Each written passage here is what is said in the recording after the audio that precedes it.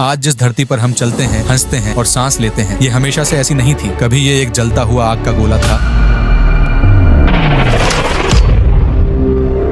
ऐसी जगह जहां न जीवन था, न पानी और न हवा। लेकिन सोचो, इस आग के गोले ने कैसे खुद को बदलकर हमें जिंदगी दी। और सबसे बड़ा सवाल ये है, क्या हम इस धरती का हक अदा कर पा रहे हैं? धरती का जन्म लगभग 4.5 अरब साल पहले हुआ। ये वक्त ब्रह्मांड के बनने के कुछ ही समय बाद का था। तब हमारी पृथ्वी बस एक गर्म और उथल पुथल से भरा ग्रह थी। धरती की सतह पर हर तरफ लावा ही लावा था, चारों तरफ ज्वालामुखी फट रहे थे और वातावरण जहरीली गैसों से भरा हुआ था। तब सूरज की गर्मी और ब्रह्मांड की ऊर्जा ने मिलकर इस आग के गोले को आकार दिया। लेकिन शुरुआत इतनी आसान नहीं थी। धरती पर न कोई ठोस जमीन थी, न समंदर और न हवा। यह एक ऐसी जगह थी जहां जिंदगी की कल्पना भी नहीं की जा सकती थी। लेकिन ब्रह्मांड में समय सबसे बड़ा जादूगर है। करोड़ों सालों के बाद धरती धीरे धीरे ठंडी होने लगी। ज्वालामुखियों का लावा ठोस चट्टानों में बदलने लगा। धूल और गैसों ने मिलकर धीरे धीरे धरती का पहला वातावरण तैयार किया। अब सवाल उठता है, धरती पर पानी आया कहां से? वैज्ञानिकों के अनुसार धरती पर पानी कई कारणों से आया। पहला कारण था ज्वालामुखियों से निकलने वाली गैसें। इनमें से ज्यादातर गैसें भाप, वाष्प में बदल गईं। जब धरती ठंडी हुई तो यही भाप बादलों में बदली और फिर मूसलाधार बारिश के रूप में गिरी। ये बारिश लाखों सालों तक जारी रही और धरती के पहले महासागर बने। दूसरी थ्योरी कहती है कि धरती पर पानी बाहरी स्रोतों से आया। जब क्षुद्र ग्रह और धूमकेतु, एस्टेरॉइड्स और कॉमेट्स धरती से टकराए तो उन्होंने बर्फ और पानी की बूंदें यहाँ छोड़ी।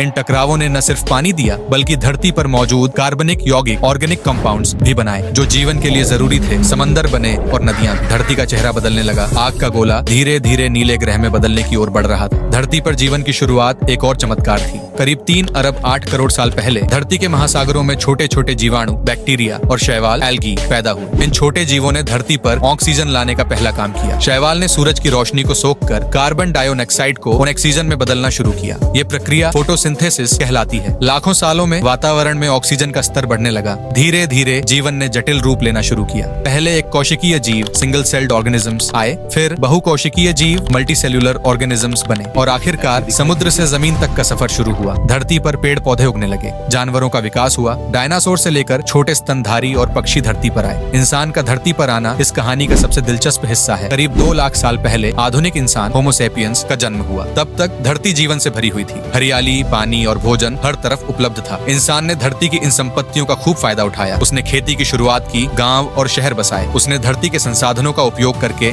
आग, पहिए और औजार बनाए। धरती ने इंसान को वो सब कुछ दिया जो उसे चाहिए। खाने के लिए अन्न, पीने के लिए पानी, सांस लेने के लिए हवा। लेकिन इंसान ने धरती को कभी उतना नहीं लौटाया जितना उसने लिया। धीरे धीरे उसने लालच करना शुरू कर दिया।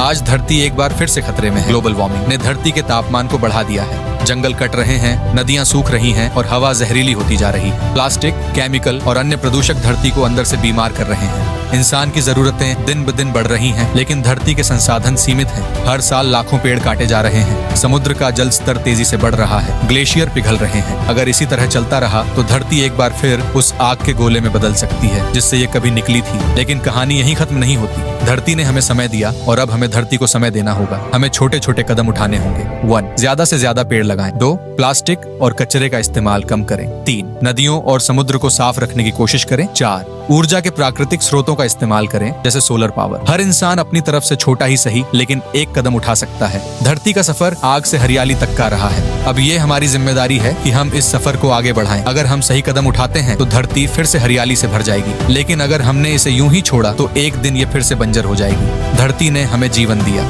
अब हमें धरती को बचाने का कर्ज चुकाना होगा, क्योंकि ये धरती सिर्फ हमारी नहीं है, ये उन आने वाली पीढ़ियों की भी है जो हम पर निर्भर है। अब फैसला तुम्हारे हाथ में है। क्या तुम धरती को बचाओगे या इसे खोने दोगे?